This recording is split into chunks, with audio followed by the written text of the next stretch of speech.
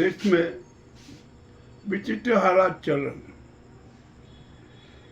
अब यहाँ तो भाजपा में तो है ना, आंतरिक यादवी संघर्ष ने शीत युद्ध जारी है। दूसरी तरफ भारत सरकार की स्थिति भी डामाडोल होती जा रही है। अनेक मंत्री बेफिजूल में बदनामी उठा रहे हैं और कुछ गलत बयानबाजी कर रहे हैं, जाने क्या क्या। और आज तो ट्रंप ने एक और नया को बम फोड़ दिया। उसने तो स्पष्ट कह दिया कि 21 मिलियन डॉलर की जो सहायता दी गई थी ना, वो नरेंद्र मोदी को दी गई थी। ये भी बात बड़ी विचित्र है। अब ये ट्रंप का बम है ना, क्या स्थिति लाएगा, क्या करेगा, बड़ी विचित्र हो रही है। और ये भी सच है कि यूएस एड का 44% है ना 2000 नादी सरकार के खाते में आया। ये भी बहुत स्पष्ट हो गया। कांग्रेस आक्रामक हुई और उसने है ना कहा कि जो यूएस एड ने इसकी जो अमेरिकी सहायता है ये ना, उस पर श्वेत पत्र जारी किए करे मोदी सरकार। तो जो भाजपाई चिंटू है ना, उन्होंने कहा कि कांग्रेस को अपना इतिहास देखे। तो पवन खेड़ा ने स्पष्ट कह दिया कि ये भाजपा यूएस एड के मामले में और अमेरिकी सहायता के मामले में अपना श्वेत पत्र जारी करे, हम भी अपना श्वेत पत्र जारी करने के लिए तैयार हैं। बात ही खत्म हो। अब यहाँ पर सवाल ये आता है कि जो युद्ध विराम का जो मामला चल रहा है ना, ये तो बड़ा अजीबोगरीब है। यहाँ पर सच तो कोई सामने आ ही नहीं रहा, सच कोई बताने को ही तैयार नहीं है। अब तो विरोधाभासी बयान आ रहा है कि नहीं हमने स्थगित किया। पाकिस्तान ने आज बयान दिया कि जो युद्ध विराम है ना, ये अनिश्चित काल के लिए। आखिरकार है क्या भाई, सच क्या है? अब सच तो बताओ ना, सच कुछ बता नहीं रहो, न जाने क्या क्या नाटक चले। और हम मोदी जी की बात करते हैं। मोदी जी ने 129 बार विदेश यात्रा की, और उस विदेश यात्रा का परिणाम क्या आया, हमें ये तो बताओ। आप तो डंकापत्ती हो गए, स्वघोषी डंकापत्ती हो गए। प्रायोजित कार्यक्रम के माध्यम से अपनी लोकप्रियता जताने की पहल की, और अब तो जो ढोल पीटते थे ना, फूटा ढोल, वो भी अब फूट चुका। अब तो कुछ भी नहीं है। जब पाकिस्तान के खिलाफ हमारी सेना ने आक्रमण किया ना आतंकी ठिकानों पर, तो हमारे साथ कौन देश आया? सिर्फ अफगानिस्तान ने जताई और इजराइल ने थोड़ी सहानुभूति जताई। बाकी तो अन्य राष्ट्र तो है ना, हमारे कोई पक्ष में नहीं आए। आखिरकार ऐसा क्यों हुआ? यह हमारी विदेश नीति है ना, फ्लॉप हुई। इसका मतलब हुआ कि भारत की जो छवि है ना, ठीक ढंग से नहीं सुधारी गई। अब आप 6-7 ग्रुप बना रोके जाइए, अब वहाँ ये कीजिए कि पाकिस्तान को नंगा कीजिए, ये कीजिए। तो हमारे काउंटर अटैक में पाकिस्तान ने भी अब अपना विदेश ग्रुप का मंत्रियों का और एक ग्रुप भेजने का घोषणा कर दी। अब ये तो क्या है, ऐसे में देखा देखी चल रहा है, कोई कुछ है नहीं।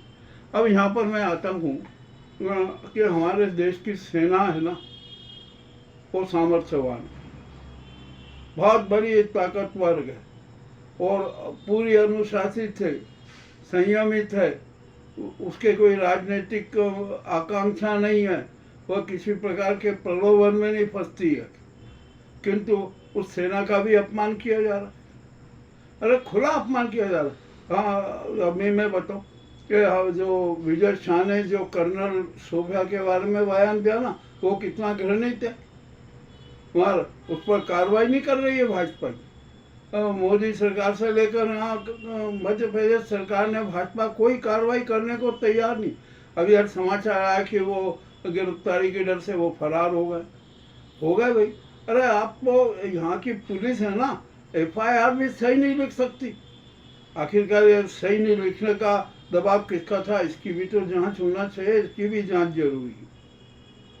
अब आइए हम दूसरी बात करते हैं। हमारे जो उप मुख्यमंत्री है जगदीश देवड़ा, जो मंदसौर से, उन्हें की तो बात ही विचित्र हो गई। उन्होंने तो क्या कह दिया कि क्या बयान दे दिया कि वो उनको ही याद नहीं। उन्होंने क्या कहा पता है? कि हमारी सेना और देश की जनता मोदी के चरणों में समर्पित है। अरे धिक्कार है ऐसे आपकी सोच पर, ऐसे आपकी चिंतन पर। देश की सेना है ना, किसी के सामने झुकती नहीं है। चाहे ऐसे 1 लाख मोदी खड़े हो ना, सबका खात्मा कर सकती है। ऐसे कोई आपको नहीं है। और ये देश की जनता भी है ना, तो नाजी गैंग जैसे के सामने कभी झुकेगी नहीं। देश की 90% जनता बगावत पे उतारू है, महाक्रांति पर उतारू है। जगदीश जेवड़ा जी, आपको याद है जब आप उज्जैन आए थे बजट का आप आत्म प्रशंसा करने, और उस समय मैंने थीम न्यूज की तरफ से आपसे सवाल दागा था, आपको तो प्रश्न ही समझ में नहीं आया, तो आप क्या जवाब देते? अरे आपकी सोच हमें पता है, और मैं तो आपके सारे जो स्वरूप है ना उसके बारे में भी पूरा परिचित हूँ। NJFI की है ना मंदसौर इकाई बहुत सशक्त है, हमारे वहाँ पर बहुत सारे संजय हैं, वो सारे सही विवरण देते। अब यहाँ पर एक कुलुस्ते जी ने है ना एक नया बयान दे दिया। अरे आखिरकार क्या हो रहा है देश को? आप सेना को क्यों अपमानित करना चाहते हो? सेना का एक लक्ष्य है देश की रक्षा करना, जनता की रक्षा करना, और जरूरत पड़ने पर जन सेवा करना, और संविधान की रक्षा करना। ये सेना का लक्ष्य है। उसकी कोई आकांक्षा नहीं है राजनीति, और न कोई सेना कोई व्यापार करती है। पाकिस्तान की सेना तो है ना सत्ता पर अधिकार करने की बात भी रखती है, उसकी आकांक्षा रहती है, परंतु हमारी भारतीय सेना का ऐसा कहीं भी रिकॉर्ड नहीं। ये हमारे भारतीय सेना की अपनी बड़ी विशेषता है। और भारतीय सेना तो बहुत सक्षम है। पाकिस्तान को है ना हम यहाँ पर 6 घंटे में परास्त कर सकते हैं। ये भी एक बात जानी। हो सकता है हमारे सेना में थोड़ी बहुत कुछ कमियां भी है, और वो कमियां भी नाजी गैंग ने पैदा की। हमारे यहाँ फील्ड मार्शल होता था जो पूरी सेना की सारी कमान संभालता था, सेना की रक्षा करता था, विकास कैसे हो, सीमा सुरक्षा कैसे हो, देश के दुश्मनों से कैसे निपटा जाए, इसका संपूर्ण विवरण रखता था। मानेकशॉ इसके उदाहरण है, आप करियप्पा इसके उदाहरण है, हमारे जितने भी फील्ड मार्शल हुए हैं सब इसके उदाहरण के उन्होंने सेना को कितना सामर्थ्यवान बनाया। और आपने यहाँ CDS की प्रथा लागू कर दी। अब तो हम तो खुलेआम कहते हैं कि नहीं है, CDS प्रथा समाप्त कीजिए, ये नाजीवादी नाटक है, इसको बंद कीजिए और देश का फील्ड मार्शल सबसे पहले घोषित कीजिए। ये बहुत जरूरी है। और अब तो सेना है ना किसी से दबेगी नहीं। और एक बात फिर खुले बता दूं कि सेना के साथ छेड़छाड़ की ना, सेना के खिलाफ जो जितना मुहिम चला रहा हो ना, उतना चला है ना, तो सेना बगावत भी कर सकती है। सेना को अपना जो लक्ष्मण रेखा तोड़ना पड़ सकती है। वो हमारी सेना है ना कभी आकांक्षा नहीं रखती है राजनीति की, परंतु यदि आपने सेना को बदनाम करने का नाटक किया ना तो सेना भी बर्दाश्त नहीं करेगी। अरे ये प्रधानमंत्री नरेंद्र मोदी क्या, ये इसके सामने क्या सेना झुकेगी? ये ऐसे हजारों लाखों मोदियों को और इनके जो पालतू चिंटू है ना सबको सेना के सामने झुकना पड़ेगा। जिस दिन सेना हरकत में आ गई ना तो के सारे जो मोदी गैंग है, नाजी गैंग है, कोकनी गैंग है और जो उनके पालतू चिंटू है ना सब जेल में नजर आएंगे। ये हमारी सेना तो बहुत संयमशील है, बड़ा चरित्रवान है, उसका अपना विशेष चरित्र है, मानवतावादी विश्वास रखती है। ये हमारी सेना की सबसे बड़ी विशेषता। और अब सेना को बदनाम करना छोड़ दीजिए। यदि अब किसी भी भाजपा नेता ने या किसी ने भी सेना के खिलाफ एक शब्द बोला तो देश की जनता है ना उसको जिंदा नहीं छोड़ेगी। ये भी हमारी घोषणा। अब आइए अब मैं बात करता हूँ। हमारी ये नाजी सरकार है ना, ये मोदी सरकार है, ये पूरे नाजीवाद पे उतारू है, ये तानाशाही पर उतारू है। इसको देश की जनता से कोई सरोकार नहीं है।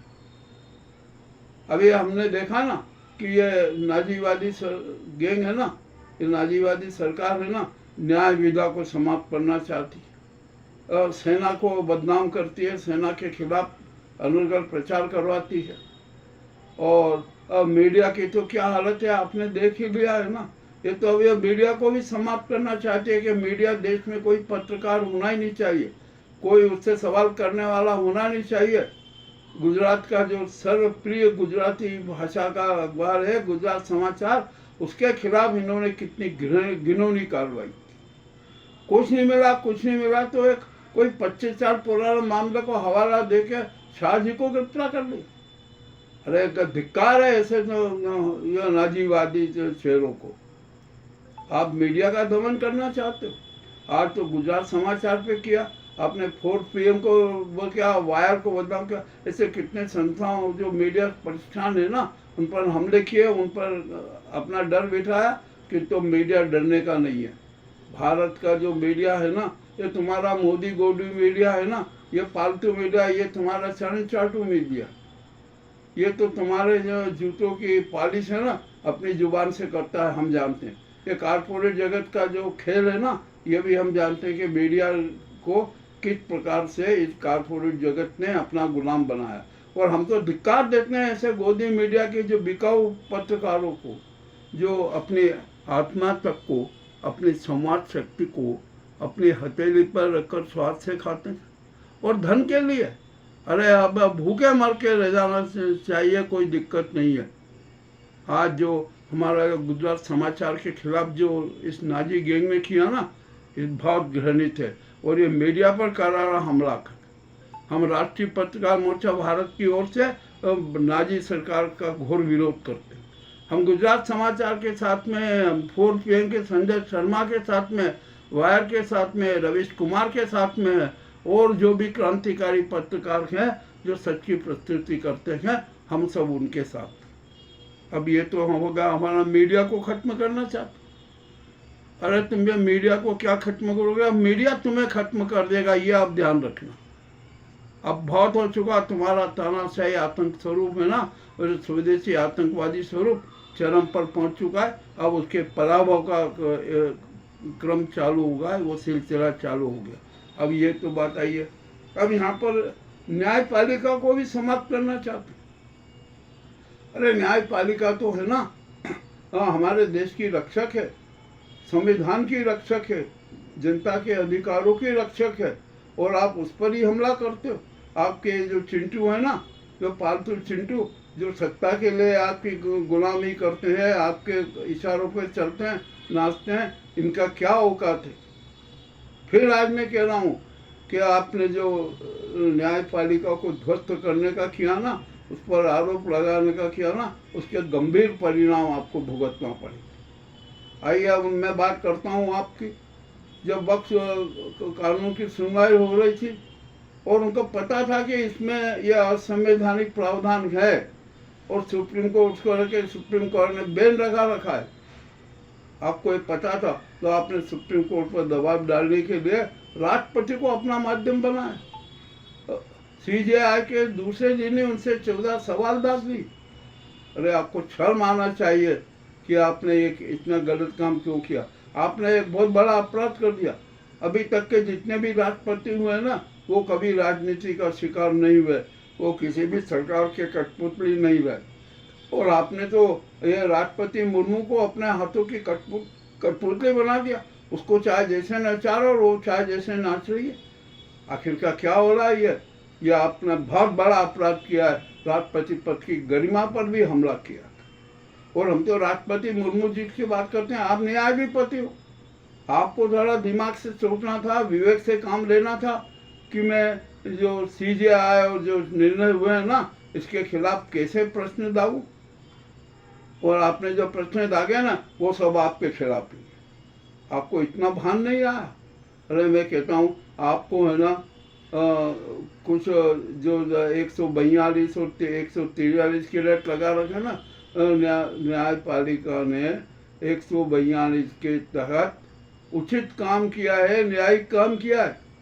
और ये न्यायिक काम करने का निर्देश है ना, किसी ने नहीं, आपकी नाजी सरकार ने दिया, राजनाथ सिंह ने दिया उस समय गृह मंत्री से, और उन्होंने दिया था कि हर काम समय सीमा में होना चाहिए।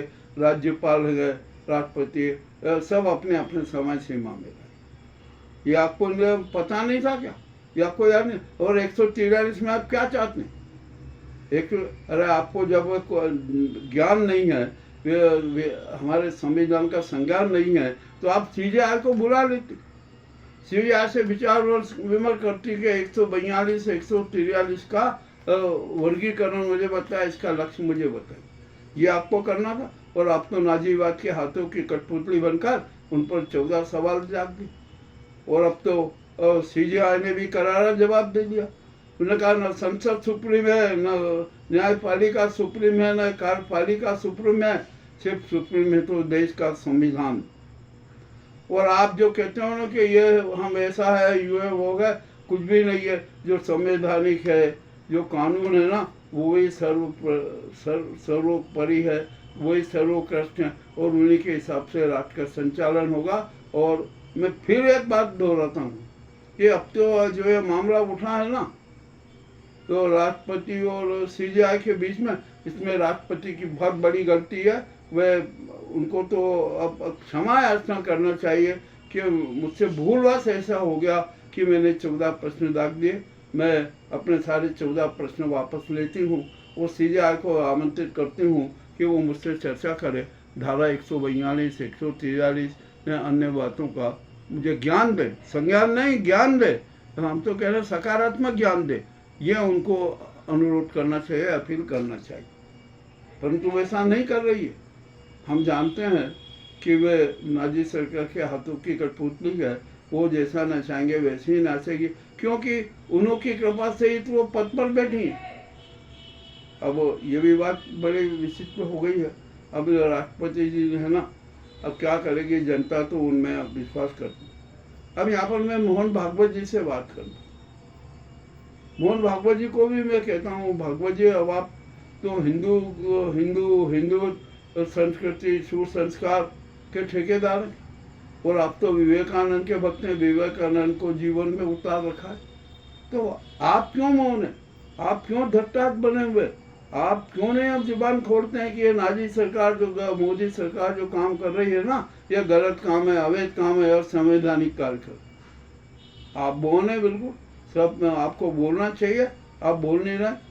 और ये नाजी सरकार है ना, ये सनातन धर्म की हत्या पर आमादा है। मैं फिर कह रहा हूँ मोहन भागवत जी कि ये सनातन धर्म की क्रूर हत्या करना चाहती है।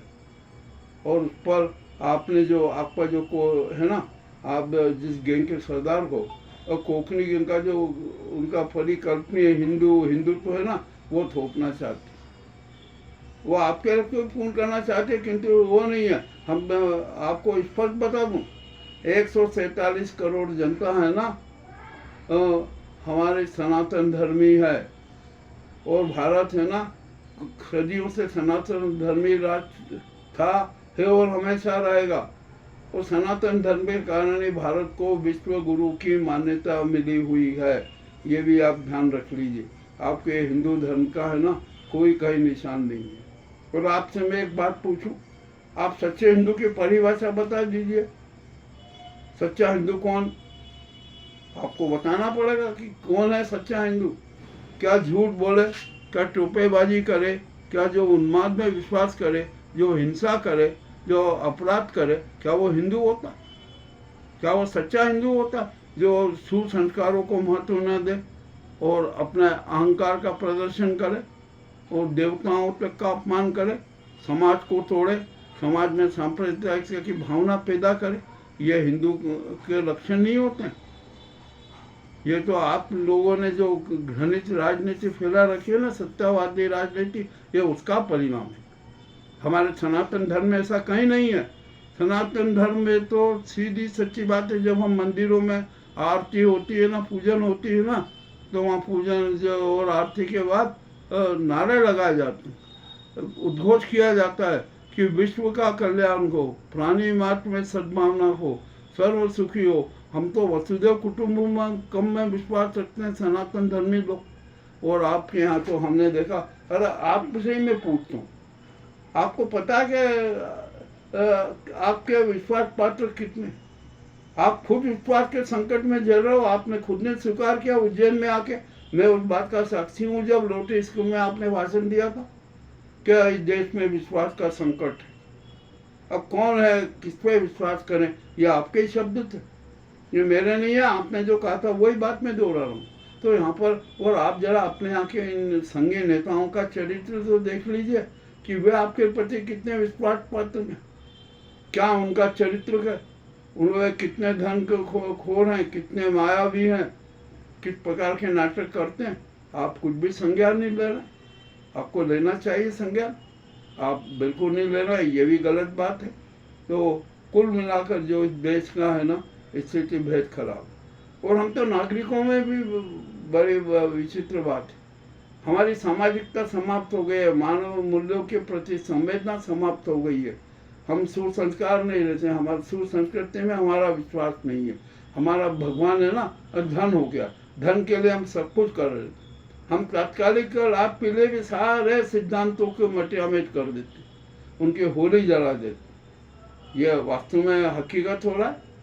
आज देख लीजिए आप, अरे आपको पता कि माँ बेटे की हत्या कर रहा है, बेटा माँ की हत्या कर रहा है, बेटा पिता की हत्या कर रहा है, समाज टूट रहे हैं, पति पत्नी की हत्या कर रहा है, पत्नी पति की हत्या करवा रही है सुपारी देकर, और न जाने क्या क्या हो रहा है इस देश में। ये अब हमारी संस्कृति कैसी है, आप कैसे ठेकेदार हैं हम सुसंस्कार और संस्कृति के। आप कुछ भी नहीं करते, आपको तो सिर्फ एक हिंदू मुस्लिम की भावना कैसे आपने भड़काई है उसका क्या। और एक बात और बताऊं, आप ये बताइए कि संघ में हिंसा किस प्रकार की होती।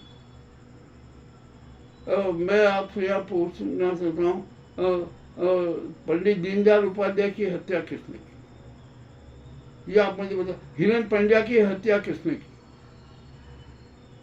दाऊद गोजरा में किस प्रकार किसने क्या क्या रोल खेला, जज लोया की हत्या किसने की, और अनेक प्रकार के साथी षड्यंत्र रचे गए हैं, ये किसने रचे। जरा आप इसका भी तो अध्ययन कर लीजिए। मैं तो आपसे बहुत खुला कह रहा हूँ, मैंने आपके सामने इतनी बातें रखी, 100 बातें रखी। 100 बात की एक बात ही है कि जो नाजी सरकार है ना, नाजी गैंग है, ये स्वदेशी आतंकी गैंग। और आतंकवाद की क्या, आतंकवाद की परिभाषा आप ही बताइए, या नहीं तो मैं आपको सामने प्रस्तुत करता हूँ कि जो हमारे राष्ट्र की सुव्यवस्था, सुसंस्कृति, राष्ट्रीयता, मानवता, मानवीय मूल्यों के खिलाफ जो कार्य करे और जो जिसके लिए षड्यंत्र रचे, जिसके खिलाफ वो काम करे, वो जो ऐसा चरित्र आतंकवाद होता है।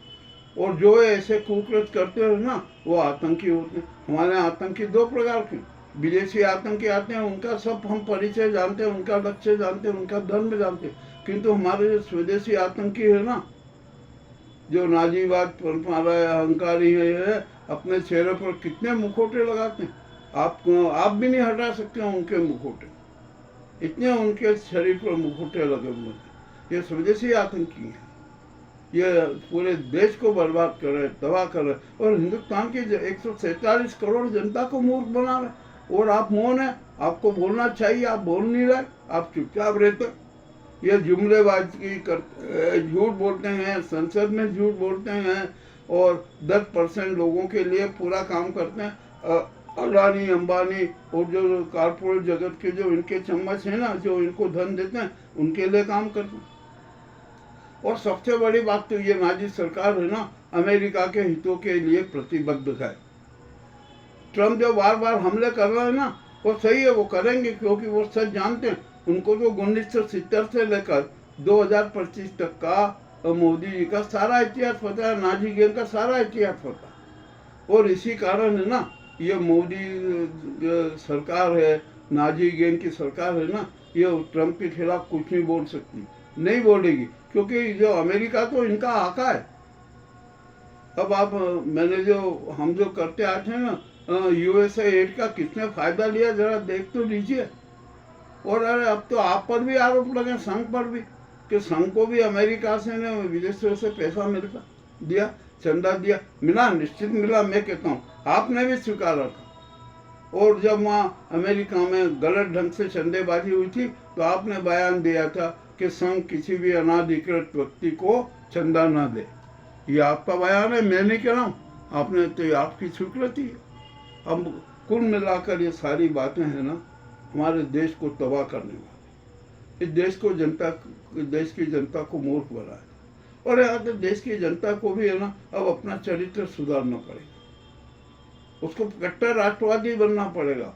और हमारे यहाँ की धर्मपालिका है ना, इसकी स्थिति आपको पता है क्या नहीं, कि यहाँ किस किस प्रकार के कितने कितने नाटक हो रहे हैं।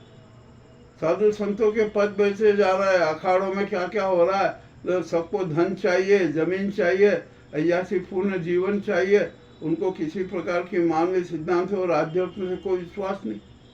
और भागवत जी, आप जरा, आपको मैं बहुत कड़वी बात करूँ, और वो कड़वी बात ये है कि अब हम है ना कट्टर धार्मिक बनते जा रहे हैं, दिखावे के धर्म दान में विश्वास करते हैं। हमारा है ना सच्चे आध्यात्म में तनिक भी विश्वास नहीं है, और हम इस प्रकार के नाटक करते हैं ना, अपने पापों को छुपाते हैं, अपने अपराधों को छुपाते हैं। तो अब मैं यहाँ पर एक ही बात कहना चाहता हूँ कि हमारे देश में है ना जो नाजी सरकार है ना, इसका खात्मा हो जाना चाहिए, इसको हट जाना चाहिए बस। और मैं तो कहना, मोदी जी आप अपना झोला उठाओ, गैंग से बाहर हो जाओ। यदि आप बाहर नहीं हुए ना तो आपकी बहुत फजीयत होगी, ये भी मैं कह रहा हूँ। और शायद इतना घिनौना प्रधानमंत्री और इतना घिनौना राष्ट्रपति भारत में कभी नहीं हुआ था। ये भी भारत के लिए शर्म की स्थिति पैदा कर दी आपने। मैं बहुत कड़वी बात बोल रहा हूँ, बिल्कुल कड़वी बोल रहा हूँ, बस जो सच है वही तो प्रस्तुत कर रहा हूँ। सच बोलना यदि बगावत है ना तो समझो हम भी बागी। अब हम तो बागी होके रहेंगे, सच बोलेंगे, सच ही हमारी जिंदगी है, सच ही हमारी जीवन यात्रा का लक्ष्य है। हम सनातन धर्मी है, हम कोई कट्टर धार्मिक है ना हिंदूवादी नहीं है। और हम यहाँ देश में है ना कितने हिंदू में, जरा इसकी भी संज्ञान ले लीजिए, और सच्चे हिंदू कितने, इसका भी संज्ञान ले लीजिए। अब इससे ज़्यादा तो आपसे क्या कहें, इससे ज़्यादा कुछ कहने की स्थिति भी नहीं है। हमने जो कड़ी कड़ी बातें की है ना, उससे बहुत लोगों को बुरा लगेगा, बहुत लोगों को बुरा लगेगा। को बुरा लगे, हमें कोई दिक्कत नहीं है। और जो सेना को बदनाम करने वाले तत्व है ना, इनसे तो जनता निपट लेगी। अभी तो पुतले जरा है, कुछ दिन बाद है ना इनके खिलाफ क्या क्या कार्रवाई होगी, जरा देखते रहिए। हम ये सब जान रहे, हमें यहाँ पर कितनी बातें होती है, किस प्रकार के नाटक होते हैं, इसका मुझे पूरा संज्ञान है। जो जिस किसी को भी मेरे बयानों से, मेरे सच की प्रस्तुति से बुरा लगा हो ना, तो मुझे क्षमा करना, क्योंकि भैया सत्य है हमारा जीवन है, सत्य हमारे आत्मा है, और हमारा संविधान है ना देश की आत्मा के। तिरंगा हमारा है ना गर्व का प्रतीक है, और संविधान हमारी आत्मा का, कानून हमारे रक्त धमनियों का। हम उसी के अनुसार राष्ट्र का संचालन होगा। इन तानाशाही और स्वदेशी आतंकी गैंग की सरकार के उससे नहीं, और इसके लिए न्यायपालिका पूर्ण रूपेण सक्षम है। अब तो इनकी हर गतिविधियों की न्यायिक निगरानी होगी, यह हमारा कथन है, और हम इस बात पर अटल हैं। बहुत बहुत धन्यवाद।